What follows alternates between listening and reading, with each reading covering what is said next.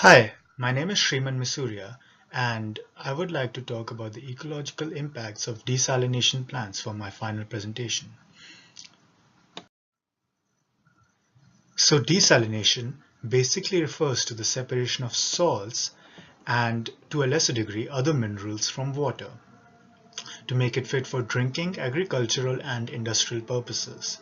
There are several sources of salty water. The largest of them is seawater. However, wells and other surface water such as rivers and lakes, wastewater such as water coming out from sewage treatment plants, and industrial waste feed can also be treated using desalination. Some of the most common desalination technologies include reverse osmosis, which or RO, which basically involves applying pressure to a membrane and driving the salty water across it to get a stream of fresh water. Another technology used for desalination is multi-stage flash distillation, or MSF, which basically involves heating water into steam to get fresh water by condensing the steam, and salt, which is used for other purposes or disposed. So why do we exactly need to carry out desalination in the first place? Why is it so important? There are two very good reasons for that. According to a recent study, approximately 4 billion people, or two-thirds of all mankind, face water scarcity for at least 1 month in a given year. It is not just regions in the Middle East or around deserts that face water scarcity. This problem is much more prevalent than that. Previous studies have failed to take into account the temporal and spatial variations in water demand, thereby underestimating the number of people living under water scarcity. The World Economic Forum, or the WEF, has also listed water scarcity as the #1 potential threat facing mankind in the future. Another reason for carrying out desalination is the fact that 97.5% of all water present on Earth is salty. We mostly rely upon 2.5% of the water resources, which is classified as fresh water, to provide our drinking needs.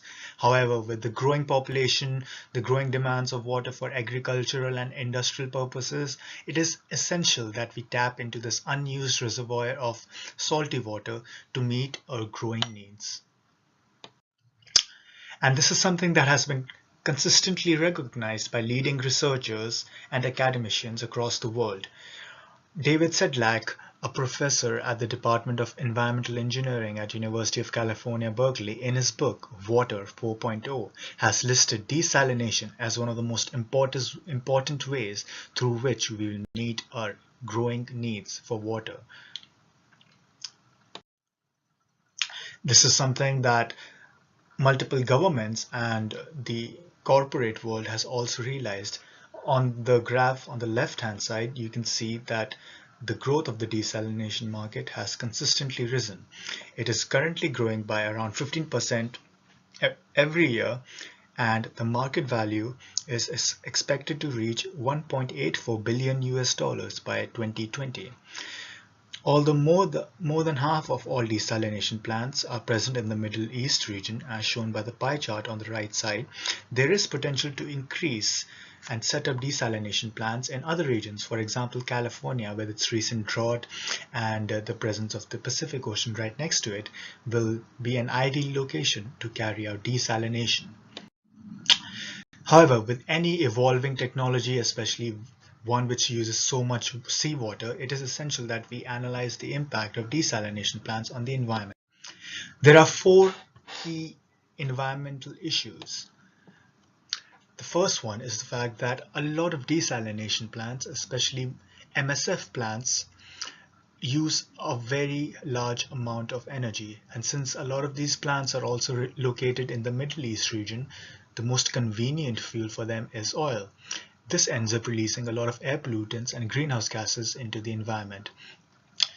Another concern regarding desalination is the brine, which is basically a very high concentration of salt solution that is released as a waste product. For each gallon of fresh water produced, we have 2 gallons of concentrated brine that is released. There are certain aquatic organisms that are not sensitive to high salinity levels, and releasing brine into the ocean can have a negative impact on them. Two other environmental issues regarding desalination is the use of certain chemicals, especially chlorine, to treat the feed water to make sure that it doesn't possess any harmful bacteria. However, this chemical also ends up being released into the ocean with the waste brine, and chlorine, if not properly released and treated before being dumped, can have very detrimental impacts on aquatic organisms such as fishes. For example, chlorine has been proven to burn up the insides and the gills of certain fish. Another issue regarding desalination is entrainment. Entrainment basically refers to the capture of marine eggs, larvae, and plankton, as you can see in the picture, because desalination plants take in a large amount of seawater to treat it and convert it into fresh water. There is concern that this might have a negative impact on certain aquatic species which live around the regions of desalination plants. However, in light of these issues of desalination, what will be the future of desalination? Will it be able to provide a growing needs? Will it be a reliable technology? Let's find out. There are quite a few reasons to remain optimistic regarding this technology. There has been continued research being done to lower energy requirements for desalination. A lot of MSF plants, which take up more energy than reverse osmosis plants, are being phased out. This is something to be hopeful for. High-speed jet disposal has presented itself as an ideal means to dispose of brine without leading to any negative impacts on aquatic organisms. It has been found that the salinity levels in the water surrounding desalination plants goes back to its original levels very soon after using high-speed jet disposal.